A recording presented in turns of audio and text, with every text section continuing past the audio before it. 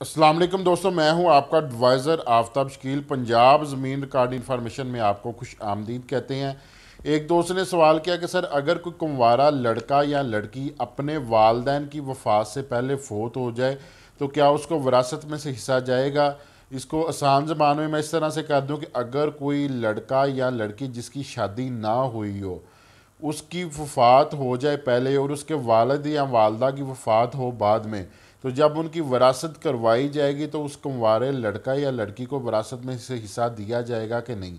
आज की हमारी वीडियो इसी के मतलब होगी। वीडियो की तरफ जाने से पहले अगर आपको ज़मीनी मामलात में कोई भी किसी किस्म का मसला है तो नीचे कमेंट्स करें।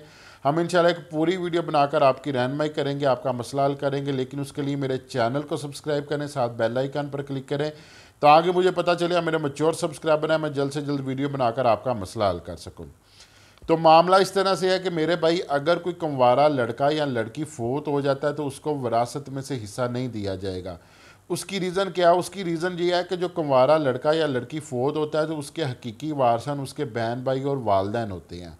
तो अगर उसको विरासत में से हिस्सा दे भी दिया जाए तो वो जो हिस्सा होगा फिर उसके बहन भाई और वालदैन में तकसीम हो जाएगा।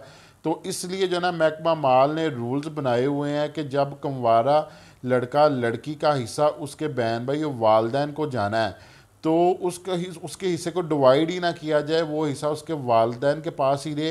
वो हिस्सा जो उसके ज़िंदा बहन भाई हैं ना उनको चला जाए, क्योंकि उसको हिस्सा दे के भी बाद में भी उनको ही देना है, उनके ही अकाउंट में वो सारा जो है ना वो मलकियत में जाएगा।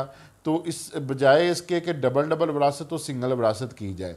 हाँ, अगर उसकी शादी हुई होती तो फिर कानून इसका जो है ना वो सेपरेट था। फिर उसमें क्या था कि उसकी शादी होनी थी, उसकी बीवी आनी थी, उसका एक ख़ानदान नंबर लहदा लग जाना था, ठीक है।